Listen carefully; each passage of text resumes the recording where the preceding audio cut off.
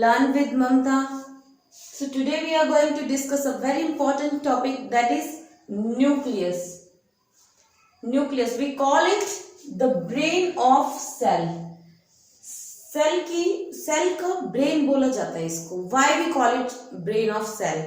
Because it control all the activity in the nucleus. Robert Brown discovered it in 1831 year. Robert Brown discovered nucleus. It contains genetic information, that is DNA. This is the most important part of nucleus. ये सारी cell की activities को control करता है, metabolic activities को control करता है, सब कुछ कंट्रोल करता है. वो किसकी वजह से होता है? वो होता है डीएनए की वजह से, डीऑक्सीराइबोन्यूक्लिक एसिड. उसकी वजह से ये जो दिख रहा है हमें, ये डीएनए मटेरियल है. इसकी वजह से ये सारी चीजों को कंट्रोल करता है. ओके, इसके फंक्शन जैसे ये दिखाई दे रहे हैं आपको: control, heredity, growth and metabolism. Heredity, what is heredity?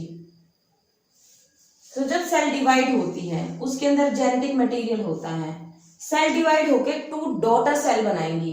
ये डॉटर सेल है, इनमें भी ये जेनेटिक मटेरियल आ जाएगा. ये फर्दर डिवाइड होके और 2 सेल्स बनाएंगी, उनमें भी जेनेटिक इंफॉर्मेशन जाएगी. तो ये क्या है? जेनेटिक इंफॉर्मेशन का मतलब है एक्सप्रेशन ऑफ कैरेक्टर्स. जैसे कि किसी के मम्मी या पापा की आंखें ब्राउन है तो बच्चों की भी ब्राउन होती है, किसी की ब्लू है तो बच्चों की भी ब्लू होती है. तो वो क्या है? वो जेनेटिक इंफॉर्मेशन पेरेंट्स से ऑफस्प्रिंग्स में ट्रांसफर हो रही है. उसको बोलते हैं हेरिडिटी. हेरिडिटी मतलब एक जनरेशन से दूसरी जनरेशन तक कैरेक्टर्स का पास ऑन होना, उसको हम बोलते हैं हेरिडिटी. ग्रोथ सबको पता है, ग्रोथ में भी न्यूक्लियस काम करता है. और मेटाबॉलिज्म, सेल की सारी मेटाबॉलिक एक्टिविटीज को न्यूक्लियस के अंदर ही कंट्रोल किया जाता है. Okay, first we will discuss the structure, then we will come to it. This is the structure of nucleus. First one is nuclear membrane. It is a membranous structure. This is outer membrane and this is inner membrane. Okay, और बीच बीच में ये membrane interrupted होती है किससे? Nuclear pore से. Sometimes nuclear membrane get fused together at many points. These points are called nuclear pore complex. क्योंकि जो ये मेम्ब्रेन होती है ये आने और जाने के लिए, मटेरियल के लिए रिस्पॉन्सिबल होती है. तो ये अलाउ करते हैं मटेरियल को अंदर, क्योंकि ये कंट्रोलर ऑफ द सेल है. तो ये बहुत सारी चीजें मैन्युफैक्चर करता है और इसको बहुत सारी चीजें चाहिए होती हैं. तो वो न्यूक्लियर पोर के थ्रू ही अंदर बाहर जाती हैं. जो ये न्यूक्लियर पोर होता है, हमने हमारे प्रीवियस वीडियोस में डिस्कस किया था. एक क्वेश्चन पूछा था मैंने, फिर मैंने उसका आंसर भी बताया था. वो यही है कि जो ये न्यूक्लियर पोर होता है ये गार्ड सेल के द्वारा गार्ड किया जाता है. उन गार्ड्स को क्या बोला जाता है? एम्यूलस. एम्यूलस बोला जाता है उन गार्ड को. ठीक है.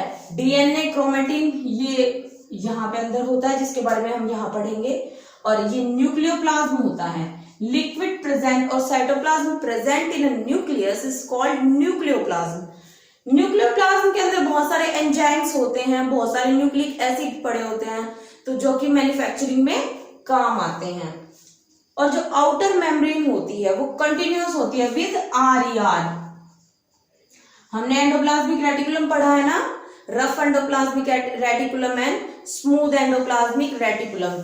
जो ये आउटर मेम्ब्रेन होती है ये इसके कंटिन्यूअस होते हैं, न्यूक्लियस के साथ ही प्रेजेंट होता है. ये क्यों प्रेजेंट होता है? इसका भी एक रीजन है. ये हमने पढ़ा है nucleolus. Darkly stained body present in nucleus is called nucleolus. Nucleolus क्या है? लिटिल न्यूक्लियस भी बोलते हैं इसको, और राइबोसोम फैक्ट्री भी इसको बोला जाता है, क्योंकि ये राइबोसोम मैन्युफैक्चर करता है. यहाँ पे मैन्युफैक्चर करके राइबोसोम एंडोप्लाज्मिक रेटिकुलम पे और यहाँ पे भी आ जाते हैं, कई बार आउटर मेम्ब्रेन पे और यहाँ पे आ जाते हैं. ये प्रोटीन सिंथेसिस में हेल्प करता है. तो that's why we call it ribosome factory. ये मेम्ब्रेनलेस होता है. ओके, ये मेम्ब्रेनलेस होता है, न्यूक्लियोलस. अब आते हैं हम इस पे डीएनए पे. ठीक है, न्यूक्लियस ब्रेन है, न्यूक्लियस कंट्रोल करता है all the activities in the cell. But DNA is the material which carries all the information, all the codes which are going to transfer in the next generation. अगली generation में transfer करने के लिए जो भी codes चाहिए होते हैं, जो भी इंफॉर्मेशन चाहिए होती है, वो कौन कैरी करता है? वो कैरी करता है डीएनए। हम डीएनए को बहुत ही अच्छे से पढ़ेंगे। ओके, डीएनए ये होता है क्रोमेटिन एंड क्रोमोसोम्स। पहले हम क्रोमेटिन देखते हैं। क्रोमेटिन में क्या होता है? डीएनए और हिस्टोन प्रोटीन्स। जब इंटरफेज होती है तो सेल रेस्टिंग स्टेज पे होता है, कुछ इस टाइप का दिखाई देता है। रेस्टिंग स्टेज में सेल इस टाइप का दिखाई देता है। ये जो क्रोमेटिन होता है ये थ्रेड लाइक अपीयरेंस देता है, और जो उलझे हुए धागे से नहीं होते जैसे आपको दिख ही रहा है, उस तरह की अपीयरेंस देता है। ये कब देता है? जब सेल रेस्टिंग स्टेज में होती है और इंटरफेज में होती है। बट अब जब सेल डिवाइड होने वाली होती है तो एक तो सेल में सब कुछ डबल हो जाता है अमाउंट। ओके, साइटोप्लाज्म भी डबल हो जाता है, क्रोमेटिन मटेरियल भी डबल हो जाता है, और during the cell division they form chromosomes. When cell is going to divide, this chromatin is condensed to form chromosomes. These are chromosome. These beautiful chromosome. These beautiful butterfly-like structures called chromosome. These are condensed form of chromatin. अब chromatin condense तो हो रहा है, वो कैसे हो रहा है? डीएनए और हिस्टोन प्रोटीन। जो हिस्टोन प्रोटीन होता है वो पॉजिटिवली चार्ज होता है, डीएनए अपना नेगेटिवली चार्ज होता है। ठीक है,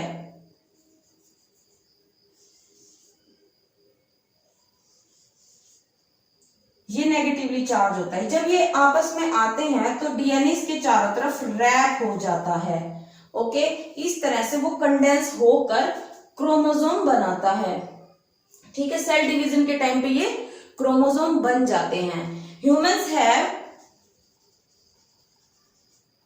23 पेयर ऑफ क्रोमोसोम और टोटल आर 46 क्रोमोसोम। हमारे पास ये क्रोमोसोम होते हैं। और as far as nucleus is concern, exceptions are always there. Nucleus कई जगह तो प्रेजेंट ही नहीं होता और कई जगह बहुत ज्यादा अमाउंट में प्रेजेंट होता है। ऐसी भी कंडीशन पाई गई है, जैसे कि हमने पढ़ा है रेड ब्लड सेल, आरबीसी और सीव ट्यूब सेल। यहां पे न्यूक्लियस नहीं होता। जब वो मैच्योर हो जाती हैं इनके पास न्यूक्लियस नहीं होता। ठीक है, कई ऐसे फंगस के एग्जाम्पल है जिनमें क्या होता है कि न्यूक्लियस तो डिवाइड हो जाता है पर सेल डिवाइड नहीं हो पाती, तो वो रिजल्ट फॉर्म क्या हो जाता है कि बहुत सारे न्यूक्लियस एक ही साइटोप्लाज्म में पड़े रह जाते हैं। उसको मल्टी न्यूक्लियस स्टेट बोलते हैं।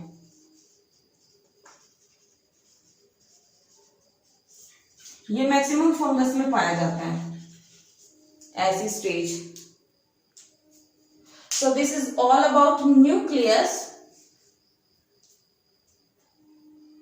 Next we'll discuss about chromosomes in detail. Chromosomes. These are beautiful butterfly-like structures present in the nucleus at the time of cell division. हमने पिछली बार भी हमने देखा, जो हमने प्रीवियसली डिस्कस किया उसमें, कि जब सेल रेस्टिंग स्टेज में होती है तो एक उलझे हुए धागों की तरह में स्ट्रक्चर दिखाई देता है, उसको हम बोलते हैं क्रोमेटिन। ठीक है, but at the time of cell division they form these kind of structures called chromosomes.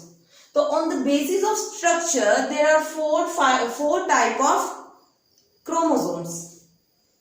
जब क्रोमेटिन होता है वो डीएनए प्लस